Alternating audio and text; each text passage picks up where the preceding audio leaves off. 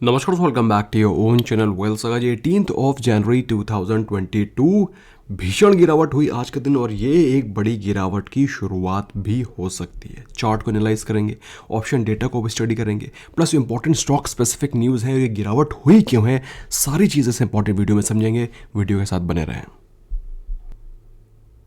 लेकिन अभी तक आपने अगर चैनल को सब्सक्राइब नहीं किया है, सब्सक्राइब करें, बेल आइकन को प्रेस करें ताकि आपसे कोई भी इंपॉर्टेंट नोटिफिकेशन मिस ना हो। Let's begin. दोस्तों, गिरावट की शुरुआत हो चुकी है, ऐसा मुझे क्यों दिखाई पड़ रहा है? क्योंकि अगर आउट ऑफ 1900 स्टॉक्स के बारे में बातचीत करें तो मार्केट ब्रेथ में आपको 1500 के स्टॉक्स के अप्रॉक्सीमेटली आपको गिरावट दिखाई पड़ रही है।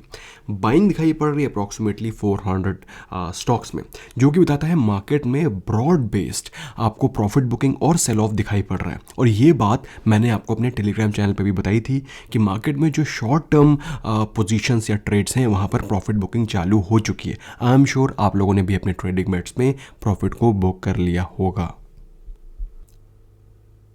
फिलहाल निफ्टी 50 क्लोज हुआ है 18,113 पे, almost 195 points down. Nifty bank के बारे में बात करें 38,210, ऑलमोस्ट 500 पॉइंट से ज़्यादा की गिरावट हुई थी मात्र आधे घंटे के अंदर। चार्ट पे हम लोग देखेंगे, अभी सारी चीज़ों को समझने की कोशिश करेंगे। और अगर आप देखें सबसे ज़्यादा गिरावट कहाँ हो रही है, mid cap and small cap indices, जहाँ पर तकरीबन 2% से ज़्यादा की गिरावट आपको दिखाई पड़ी। अगर आप अपनी नज़र लेकर के जाएंगे ग्लोबल मार्केट्स पे, ग्लोबल मार्केट्स में क्या हो रहा है, तो यूरोपियन मार्केट्स में भी आपको प्रॉफिट बुकिंग और गिरावट दिखाई पड़ रही है। ऑल दो एसजीएक्स निफ्टी का जो सेकंड ट्रेडिंग सेशन है, दोस्तों अगर आपको नहीं मालूम है कि एसजीएक्स निफ्टी क्या होता है, एसजीएक्स निफ्टी कैसे ट्रेड करता है, तो let me tell you, SGX Nifty के दो ट्रेडिंग सेशंस होते हैं। इसका 1 मिनट सेपरेट वीडियो भी है जिसको कि आप देख सकते हैं। एसजीएक्स निफ्टी का जो सेकंड ट्रेडिंग सेशन है वो 30 पॉइंट्स अब पॉजिटिव दिखाई पड़ रहा है और जो चल रहा है वो चल रहा है 18,168 पे। लेकिन दोस्तों चार्ट पे जो चीज़ दिखाई पड़ रही है वो सारी चीज़ें मैं आपको एक्सप्लेन करने की कोशिश करूंगा। दोस्तों मैं आज आपके लिए टॉप गेनर स्टॉक में निफ्टी 50 नहीं बल्कि निफ्टी 500 से स्टॉक्स लेकर के आया हूँ ताकि आपको पता चले कि मार्केट में क्या हो गया रहा है। सो अगर आप देखें तो टॉप गेनर्स में जो स्टॉक थे आउट ऑफ निफ्टी 500 बास्केट, तो उसमें कौन से स्टॉक्स थे? Infibeam, Kalpataru power, Lux industries and GAIL. Top losers के बारे में बात करें तो उसमें थे डीबीएल, एचएफसीएल जो कि 7% 8% के आसपास गिरे। इनफैक्ट अंबुजा सीमेंट करीब 6% के आसपास, सीक्वेंट, रेन, नौकरी, ये सारे के सारे स्टॉक्स बहुत ज़बरदस्त तरीके से आज गिरते हुए दिखाई पड़े। इसके अलावा अपोलो हॉस्पिटल भी काफ़ी ज़्यादा तेज़ी से गिर रहा था। उसके बारे में क्या रीज़न है उसका हमने सेपरेट वीडियो पोस्ट किया था, आई एम श्योर आपने उसको देखा होगा। दोस्तों वो कौन सा स्टॉक है जहां पर डिलीवरी परसेंटेज ज़्यादा दिखाई पड़ रही है? सो डिलीवरी परसेंटेज पिछले दिन के कंपैरिजन में Bayer crop sciences, IFB India, PGHH, Gland Pharma, Trident, ये वो सारे स्टॉक्स हैं जहां पर आपको हेवी डिलीवरी परसेंटेज दिखाई पड़ रहा था आज के दिन। फिलहाल दोस्तों अगर हम लोग बात करें निफ्टी 50 में जो आज के दिन आपको ये सेल ऑफ दिखाई पड़ा है, ये एक मेजर फॉल की गिरावट का कारण क्यों हो सकता है? क्योंकि अगर आप देखें दोस्तों निफ्टी 50 का एक इंपॉर्टेंट लेवल था जो कि मैं आपसे कैसे डिस्कस कर रहा था, 18,350। 18,350 को अगर मार्केट क्रॉस करके उसके ऊपर क्लोजिंग देता है तो फिर आपको ऑल टाइम हाई 18,800 18,850 भी दिखाई पड़ते। लेकिन मार्केट ने 18,350 के लेवल से ही नीचे की ओर रिट्रेसमेंट लेना शुरू कर दिए। आपको अगर आज मैं इंट्राडे का चार्ट दिखाऊं तो डिट्टो आपको समझ में आएगा कि मैं जो बोल रहा हूं वो कितना इंपॉर्टेंट है और I should not boast my self. आपको सारी चीज़ें चार्ट पर दिखाई पड़ेंगी। 18,350 ये वो लेवल है और आप देखिए वहीं पर जाकर के मार्केट ने रिवर्सल लेना शुरू कर दिया है। सो दोस्तों मेरे हिसाब से जो मेरे शॉर्ट टर्म के टारगेट्स हैं, जो मेरे वीकली व्यू के टारगेट्स हैं, वो ऑलरेडी अचीव हो चुके हैं। यहाँ से मैं सेल ऑफ एक्सपेक्ट कर रहा हूँ बाय द बजट। मार्केट में इसी प्रकार का जिटर, मार्केट में इसी प्रकार का कंफ्यूजन बना रहेगा। अब दोस्तों निफ्टी 50 में जो गिरावट हुई उसके साथ में अगर आप निफ्टी बैंक की गिरावट को अगर आप देखें तो this is the thing which I posted on my Twitter handle also. 38,800 के लेवल्स को जैसे ही निफ्टी बैंक ने टच किया, आज के दिन मॉर्निंग में निफ्टी बैंक अच्छा परफॉर्म कर रहा था क्योंकि banking sector stocks like HDFC bank, axis bank, ICICI bank, in fact Bajaj finance भी बेहतर परफॉर्म कर रहा था, जिसके चलते आज निफ्टी बैंक में बायंसी दिखाई पड़ रही थी। लेकिन 38,800 पे आते ही जो प्राइस एक्शन शुरू हुआ, जो वीकनेस शुरू हुई, आधे घंटे के अंदर मार्केट ने ऑलमोस्ट 500 पॉइंट से ज़्यादा शेड कर दिए। क्लोजिंग हुई ऑलमोस्ट डे लो के आसपास। लेकिन दोस्तों निफ्टी बैंक ने अपने 38,000 के इंपॉर्टेंट लेवल्स को आज बचा करके रखा हुआ है। 38,000 के लेवल्स टूटते ही आपको निफ्टी बैंक में अच्छा खासा सेल ऑफ दिखाई पड़ सकता है। So you should be mentally prepared and keep all eyes at 38,000 levels on Nifty bank. अब ये तो होगी चार्ट की ब्रीफ स्टडी। अगर हम लोग बात करें निफ्टी बैंक के ऑप्शन डेटा को स्टडी करें तो पुट कॉल रेशियो है 0.77, और ये बात कल आपको बताई भी गई थी कि निफ्टी बैंक में जो डेटा है वो काफ़ी वीक दिखाई पड़ रहा है।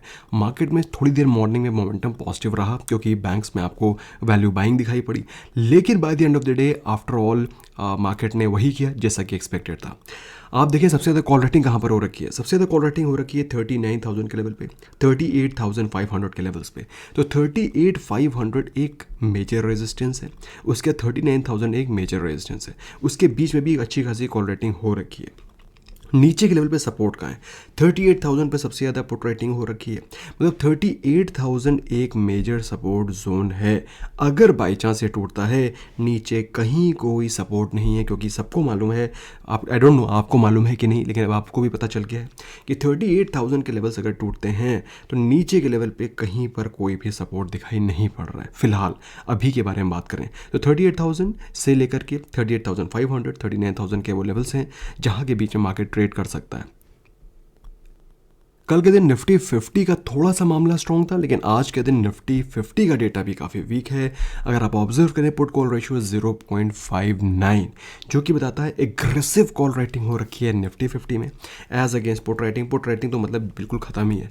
तो मार्केट को लगता है कि हो सकता है निफ्टी 50 में भी आपको स्लाइडिंग दिखाई पड़े नीचे के साइड पर। सबसे ज़्यादा पुट राइटिंग कहाँ हो रखी है? सबसे ज़्यादा पुट राइटिंग हो रखी है 18,000। तो 18,000 एक इंपॉर्टेंट सपोर्ट लेवल, अगर वो गया तो भैया काम खत्म। फिलहाल निफ्टी 50 अभी भी वीक ही है। Nifty 50 is still weak only.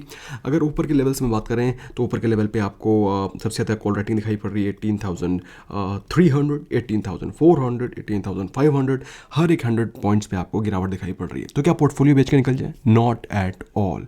Trading bet, short term position bet, swing trading bets, वहाँ से प्रॉफिट बुक करें। लॉन्ग टर्म इन्वेस्टमेंट को तो छूना ही नहीं, बल्कि ये सब गिरावट मौका है, अपॉर्चुनिटी है, जहाँ पर आपको इन्वेस्टमेंट करना है, अपनी वॉच लिस्ट को तैयार करना है, जहाँ पर आप फ्रेश इन्वेस्टमेंट कर सकें। डेली की तरह दोस्तों हम लोग शाम को आज फिर से एक स्टॉक डिस्कस करेंगे जिसमें कि मुझे लगता है अच्छा पोटेंशियल है। दोस्तों जनरली आपने देखा होगा कि जो भी स्टॉक मैं शाम को डिस्कस करता हूँ, जनरली उसके चार्ट पैटर्न में आपको एक पॉजिटिव मोमेंटम दिखाई पड़ता है। वो मैं इसलिए आपको दोस्तों सिखाता हूँ ताकि फ्यूचर में जब आपको इसी प्रकार का चार्ट पैटर्न दिखाई पड़े तो आप एक कॉन्फिडेंस के साथ उस ट्रेड में एंटर कर सकें। So this will help you in taking good trades at the right time. दोस्तों स्टॉक का नाम है SMC ग्लोबल। अगर आप इस स्टॉक को देखें तो पिछले तकरीबन 6 महीने से इनफैक्ट ये स्टॉक इसी प्राइस रेंज पे ट्रेड कर रहा है। सितंबर, अक्टूबर, नवंबर, दिसंबर, जनवरी, ऑलमोस्ट जनवरी में मिड हो गया है। सो इसी रेंज में ट्रेड कर रहा है। इसका एक इंपॉर्टेंट रेजिस्टेंस है विच हैपन्स टू बी 85। तो 85 इसका एक मॉडर्न रेजिस्टेंस है। नीचे के लेवल पे देखा जाए तो एक इंपॉर्टेंट सपोर्ट है, वो है 72। तो 72 से 85 के रेंज में तकरीबन देखा जाए तो 5-6 महीने से ट्रेड कर रहा है। आज के दिन स्टॉक में अच्छे खासे वॉल्यूम में एक ब्रेकआउट की अपॉर्चुनिटी दिखाई पड़ रही है। इसके टेक्निकल्स को थोड़ा सा और भी टच करेंगे, लेकिन इसके फंडामेंटल्स को देखते हैं। दोस्तों 83-84 रुपीज़ का स्टॉक है, तो ये बात तो तय है कि इसके फंडामेंटल्स बहुत ज़्यादा एक्सेप्शनली स्ट्रॉन्ग नहीं होंगे।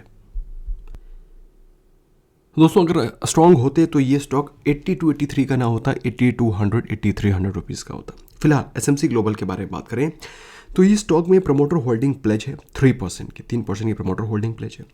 Return on equity is close to 13-14%, जो कि अगर आप देखें तो बजाज फिनसर्व के कंपैरिजन में बराबर है। इसके अलावा दोस्तों अगर हम लोग बात करें रिटर्न ऑन कैपिटल एम्प्लॉयड, मतलब जो तो कैपिटल इन्फ्यूज़ करी गई है इस बिजनेस में, उसमें कितना रिटर्न जनरेट करके कंपनी दे रही है, that is close to 16%, which is almost the highest among its peers. Free cash flow के बारे में बात करें तो फ्री कैश फ्लो है नेगेटिव। इसके अलावा ऐसा नहीं है कि नेगेटिव फ्री कैश फ्लो वाली कंपनी परफॉर्म नहीं कर पाती है, उसको आपको देखना है ये कैश फ्लो जनरेट कहाँ से हो रहा है और कहाँ से नेगेटिव कैश फ्लो जनरेट हो रहा है।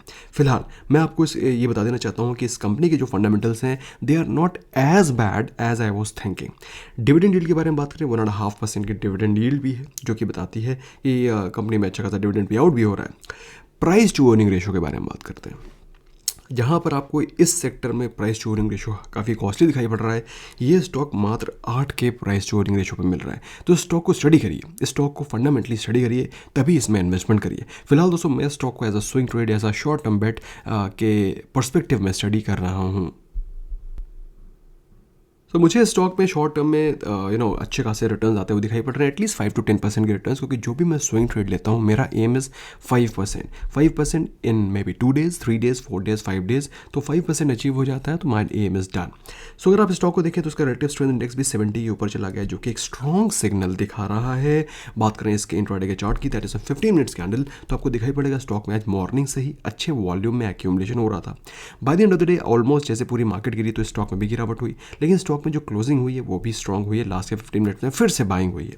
सो स्टॉक को आप स्टडी कर सकते हैं और स्टडी करने के बाद ही पोजीशन लें, अदरवाइज स्टॉक को वॉचेस पे रखें, इसको ऑब्जर्व करें कि इसके चार्ट पैटर्न में सर ने ये बात बोली थी, उसके बाद स्टॉक में क्या हुआ, ताकि इस प्रकार का फ्यूचर में अगर आपको कोई चार्ट दिखाई पड़ता है then you are ready to go.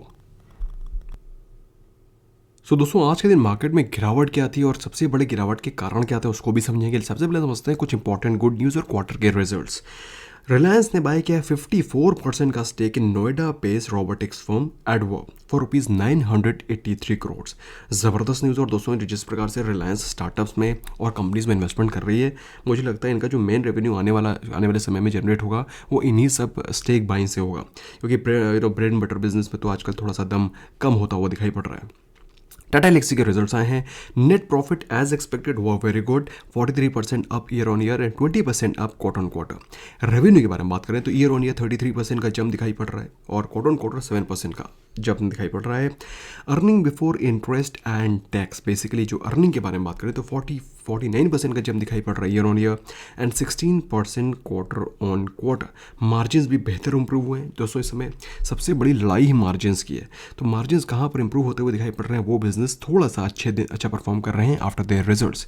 सो इस स्टॉक में भी margin have come at 30.97% as against 27.7% जो कि लास्ट ईयर थे, और पिछले क्वार्टर में 28.5%, तो दोनों फ्रंट पे बेहतरीन performance. Bajaj finance very nice results. Quarter consolidated net profit 86% up है पिछले साल के कंपैरिजन में, और पिछले क्वार्टर कंपैरिजन में 44% अप। दोस्तों ये तो हो गया भाई पहला पॉइंट। सबसे इंपॉर्टेंट चीज़ है एनपीएस, क्योंकि जब कभी किसी फाइनेंशियल सेक्टर के स्टॉक को आप स्टडी करते हैं तो आपको फाइनेंशियल्स में सबसे इंपॉर्टेंट चीज़ देखनी पड़ती है, वो है उसके एनपीएस। तो रेवेन्यू भी 28% है ईयर ऑन ईयर और 10% क्वार्टर ऑन क्वार्टर। इसके अलावा जो एसेट अंडर मैनेजमेंट है वो 26% बढ़ा है पिछले साल के कंपैरिजन में, जो कि एक बहुत ही ज़बरदस्त न्यूज़ है। एसेट अंडर मैनेजमेंट बढ़ना मतलब कि जो इनका स्कोप है, जो इनका धंधा है, वो बढ़ रहा है, which is positive news. Gross NPA के बारे में बात करें, जो कि क्वार्टर ऑन क्वार्टर आपको अच्छा खासा फॉल दिखाई पड़ रहा है, 2.45% से गिरावट हुई है। नेट एनपीए के बारे में बात करें तो पिछले क्वार्टर से भी आपको ड्रॉप दिखाई पड़ रहा है। सो दोस्तों ये एक बहुत ही पॉजिटिव न्यूज़ है, जो कि किसी भी फाइनेंशियल सेक्टर के स्टॉक में आपको स्टडी करनी चाहिए। डीसीएम श्रीराम अच्छे रिजल्ट्स एक्सपेक्टेड थे, श्योर कंपनीज बेहतर परफॉर्म भी कर रही हैं। तो डीसीएम श्रीराम के रिजल्ट्स के बारे में बात करें तो net profit is up 38% year on year and quarter on quarter 122% up. Revenue 29% up year on year, quarter on quarter 28% up. EBITDA में भी अच्छा खासा जंप आपको दिखाई पड़ रहा है। तो ओवरऑल अगर आप देखें तो डीसीएम श्रीराम के रिजल्ट्स एज एक्सपेक्टेड बेहतर हैं। ओके, अब बात करते हैं आईसीआईसीआई सिक्योरिटीज़ के। दोस्तों मुझे personally, ma'am being very Frank with you, मुझे आईसीआईसीआई से बेहतर रिजल्ट्स की उम्मीद नहीं थी फ्रैंकली स्पीकिंग, लेकिन net profit is up 42.4%। Words जो कि आए हैं अच्छा खासा आपको बढ़ोतरी दिखाई पड़ रही है। रेवेन्यू के बारे में बात करें तो रेवेन्यू में भी 52% का जंप दिखाई पड़ रहा है। एबिटा में भी आपको जंप दिखाई पड़ रहा है। अगर एबिटा मार्जिन के बारे में बात करें तो एबिटा मार्जिन में भी हेयर लाइन जंप है, लेकिन वहाँ पर भी आपको इंप्रूवमेंट दिखाई पड़ रहा है। सो ऐसी सिक्योरिटी से मैं इतने बेहतर रिजल्ट्स एक्सपेक्ट नहीं कर रहा था। येस, जहाँ पर मैं बेहतर रिजल्ट्स एक्सपेक्ट कर रहा था वो थे ट्राइडेंट के, and they have not disappointed. अगर हम लोग बात करें नेट प्रॉफिट की तो net profit is up 88% year on year, although quarter on quarter 10% down है। रेवेन्यू के बारे में बात करें ईयर ऑन ईयर 52% का जंप है और 17% क्वार्टर ऑन क्वार्टर का भी जंप आपको दिखाई पड़ रहा है। दैट इज पिछले क्वार्टर के कंपैरिजन से आपको 17% का धंधा बढ़ा हुआ दिखाई पड़ रहा है। और एबिटा के बारे में बात करें तो ईयर ऑन ईयर 68%, ऑल दो क्वार्टर ऑन क्वार्टर 8% का 1% का ड्रॉप है। मार्जिन के बारे में बात करें दोस्तों, मार्जिन इंप्रूव हुए हैं 20.5%, जो कि पिछले साल थे 18.5% और पिछले क्वार्टर में थे 24.2%। सो दोस्तों ये इंपॉर्टेंट नंबर्स है जो कि आपको ध्यान रखने चाहिए। अब आपका क्वेश्चन होगा सर मार्केट गिरी क्यों? सो दो बड़े रीजंस, एक तो ऑटो सेक्टर में आज आपको गिरावट दिखाई पड़ रही थी, क्योंकि ऑटो सेक्टर में जो बैड न्यूज़ है ये बीच बीच में आती ही रहती है। यूरोप का जो कार सेल्स के नंबर हैं दिसंबर के, वो 22% की गिरावट दिखा रहे हैं और उसमें पिछले साल के कंपैरिजन में 1.5% का ड्रॉप दर्ज किया गया है। दोस्तों वी शुड अंडरस्टैंड कि यूरोप में जो सेल्स के नंबर हैं वो अब उतने इनकरेजिंग नहीं रहेंगे जितने कि दिखाई पड़ रहे थे। और ऐसा नहीं है कि सिर्फ यूरोप में ही है, ऐसा हर जगह का ही है। इंडिया में भी आप देख सकते हैं ऑटो सेल्स के नंबर्स हमेशा ड्रॉप ही दिखाई पड़ते हैं। इसके अलावा जो सबसे बड़ा रीज़न था मार्केट में गिरावट का वो था यूएस की 10 ईयर जो बॉन्ड यील्ड है वो ऑलमोस्ट हाई चली गई है सिंस जनवरी 2020। दोस्तों जब कभी भी बॉन्ड यील्ड्स बढ़ती हैं तो लोगों का बॉन्ड्स के ऊपर फेथ बढ़ता है, तो वो लोग सेफर इन्वेस्टमेंट लाइक बॉन्ड्स में अपने पैसे को इन्फ्यूज़ करना चाहते हैं, पैसे को निकालते हैं स्टॉक मार्केट में, क्योंकि stock market is a riskier asset, riskier bet. Bond happens to be preferably a safer bet, वहाँ पर पैसे को लगाते हैं, जिसकी वजह से स्टॉक मार्केट में आपको गिरावट दिखाई पड़ती है जैसा कि आज हुआ। तो दोस्तों आई होप आपको वीडियो पसंद आया होगा। In case do smash the like button and do share with your friends. और अगर आपने इन्वेस्टमेंट कर रखा है, अपने पोर्टफोलियो को बना रखा है, बिल्कुल पैनिक होने की ज़रूरत नहीं है, लेकिन येस बजट से पहले ट्रेडिंग बेट्स में अपने प्रॉफिट को बुक करने का ये सही समय। Thank you so very much, bye bye for now.